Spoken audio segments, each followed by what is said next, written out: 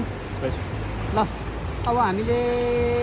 Setup गऱ्यौँ setup गरिसकेपछि हामीले फर्स्ट पोइन्ट हामीले काम गर्ने भनेको यहाँनिरको पोइन्ट दिने हो हामीले मिसिन हामीले यता फिट गऱ्यो भने यहाँनिरको पोइन्ट दिनु पऱ्यो मिसिन हामी कुनै अर्को ठाउँमा फिट गऱ्यो भने अर्को ठाउँतिरको कोअर्डिनेटहरू दिनु पऱ्यो हामीले यतातिरको कोअर्डिनेटहरू दियौँ हामीले यतातिरको कोअर्डिनेट कसरी दिने भन्ने सिकायौँ त्यो पनि एकचोटि रिभिज गरौँ पहिला चाहिँ हामीले सुरुमा हामीले नयाँ जब क्रिएट गर्ने जबमा जाने मेनुमा गएर जबमा जाने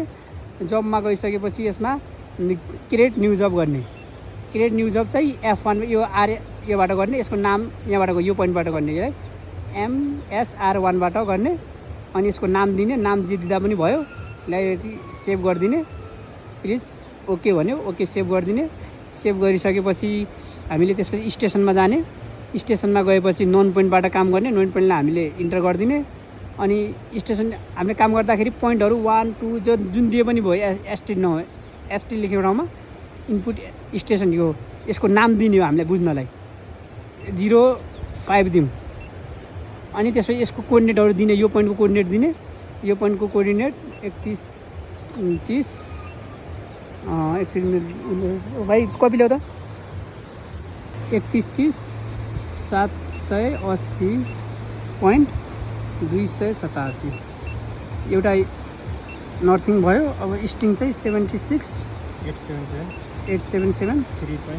3.92 यो पोइन्ट दियौँ हामीले जेड नम्बर अहिले दिनुपर्ने आवश्यक छैन जेड दिइसकेपछि जेड नदिइसकेपछि हामीले डाइरेक्ट ओके इन्टर गर्दै कुनबाट गर्ने एङ्गलबाट गर्ने कोअर्डिनेटबाट दुईतिर सोध्छ हामीले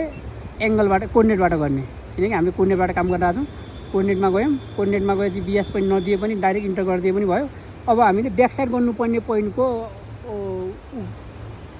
कोअर्डिनेट दिने यसमा चाहिँ हामी ब्याकसाइड चाहिँ हामी BM2लाई गर्छौँ BM2लाई गर्दा BM2को नर्थिङ र इस्टिङ राख्नु यहाँ छ भन्ने BM2 त ड्रोइङमा हेरे भइहाल्यो त्यो घरको अगाडि छ 31 816.101 नर्थिङ भयो अनि स्टिङ चाहिँ 76 8861.531 यो दिने यो गरिसकेपछि हामीले यसलाई ठिक छ कि छैन भनेर पहिला मेजर गर्ने यदि इरर 1 सेन्टी 2 सेन्टी एमएममा आयो भने ठिक छ हामीले गरेको यो पोइन्टमा बसेर काम गरेको ठिक छ यदि इरर 5 सेन्टी 10 सेन्टीको फरक आयो भने हामीले फेरिदेखि गर्नुपर्ने हुन्छ हाम्रो काहीँ न काहीँ मिस्टेक भयो अथवा स्टाफ त्यो प्रिजमा समात्दाखेरि मिस्टेक भयो अथवा यताको यो हामीले सेन्टरिङ लेभलिङ गर्दा मिस्टेक भयो 1-2 सेन्टीले फरक परेन 4-5 सेन्टी फरक आयो भने चाहिँ हामीले फेरिदेखि गर्ने हामीले अघि गर्दाखेरि 2 सेन्टी जति इरर आएको थियो कति सेन्टी इरर आएको थियो ठिक छ त्यो गरिसकेपछि ल मानौँ त्यो ठिक छ ओके भइसकेपछि जेको पनि हामीले सेन्टर पोइन्ट अथवा हामीले कोअर्डिनेट खोज्नको लागि चाहिँ 8 नम्बरमा यो एसओ नम्बर छ एसओएस भन्छ यसलाई यसमा जाने यसले इन्टर गरिदिउँ अनि यसमा गएर 8 नम्बरको एसओएस पोइन्टमा गएर XYZ मा जाने XYZ मा गइसकेपछि हामीले खोज्नुपर्ने कोअर्डिनेटहरू यसमा राख्ने इन्टर गर्दै जाने कहाँको कोअर्डिनेट खोज्ने हो त अब हामीले सेन्टरको खोज्ने एक्सेसको खोज्ने यो हान्नु पऱ्यो पारीको फाउन्डेसनको गर्नु पऱ्यो भने अब ल हामी अहिले अब पारीको फाउन्डेसनको कति टाढा छ यहाँबाट हेर्नु पऱ्यो पारीको फाउन्डेसनको हान्नु यो हाम्रो लेफ्टको भयो होइन 31 746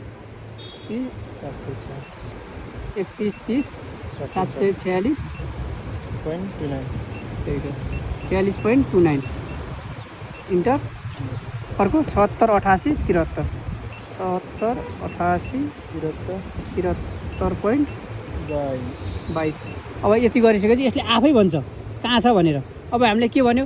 यसको मतलब चाहिँ के भन्यो 43 डिग्री राइटतिर जाऊ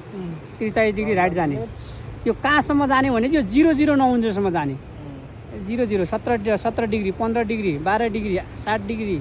6 degree 5 degree 4 degree 2 degree 1 degree ल 0 डिग्री भयो र अब पछाडिको मिनेट पनि 0 हुनु पऱ्यो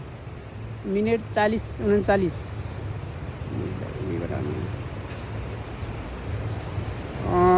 15 10 5 2 मिनेट 0 भयो सेकेन्ड पनि 0 बनाउने सेकेन्डलाई चाहिँ योबाट बनाउने यहाँबाट चलाउँदाखेरि धेरै भाग छ यो पोइन्टबाट बिस्तारै 23 सेकेन्ड 9 सेकेन्ड 3 सेकेन्ड 1 सेकेन्ड 2 सेकेन्डसम्म फरक परेन 2 सेकेन्ड भनेको एकदम सानो एमएम भन्दा पनि सानो पोइन्ट हो केही फरक परेन सकेसम्म 0 गर्ने 0 भएन भने 2 सेकेन्डसम्म 1 सेकेन्ड 2 सेकेन्डसम्म समस्या भएन 7 सेकेन्ड 1 सेकेन्ड भयो यो भयो। अब यसले चाहिँ के भन्यो हामीले यहाँबाट हाम्रो अर्को फाउन्डेसन चाहिँ 104 मिटर 95 सेन्टी टाढा छ। यहाँबाट 104 मिटर 95.8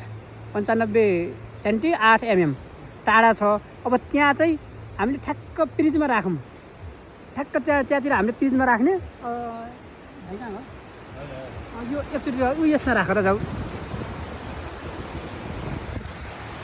टाउको यता घुमाऊ यतातिर। अहिले चाहिँ त्यहाँ पारी फाउन्डेसनमा जान सकिनँ तर हामी अहिले यो पोइन्ट कहाँ छ भने यसलाई सोध्यौँ यो पोइन्ट हो कि भने सोध्नलाई चाहिँ यसलाई मेजर गऱ्यौँ ल यसरी मेजर गऱ्यौँ अनि यसले भन्छ त गलत ठाउँमा छस् भनेर भन्छ है। अब यसले के भन्यो धेरै गलत ठाउँमा छ तैँले 97 मिटर 60 सेन्टी पछाडि जानु पऱ्यो अनि राइटतिर चाहिँ तैँले 3 mm मात्रै जानु पऱ्यो समस्या भएन अनि लेफ्टतिर पनि तैँले कहीँ जानुपर्ने छैन यो 7 mm 7 सेकेन्ड भनेको थोरै हो यतिजना पनि त तिमी चाहिँ धेरै अगाडि छौ कति अगाडि छौ भने त्योभन्दा आउँदा भयो भाइ है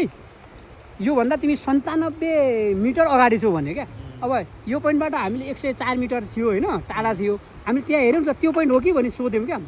त्यसले 97 मिटर पछाडि हो भनिदियो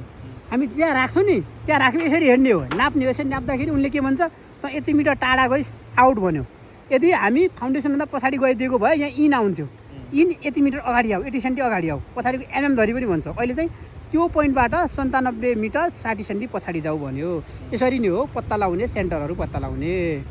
यो भयो ल सकियो बन्द गरिदियो।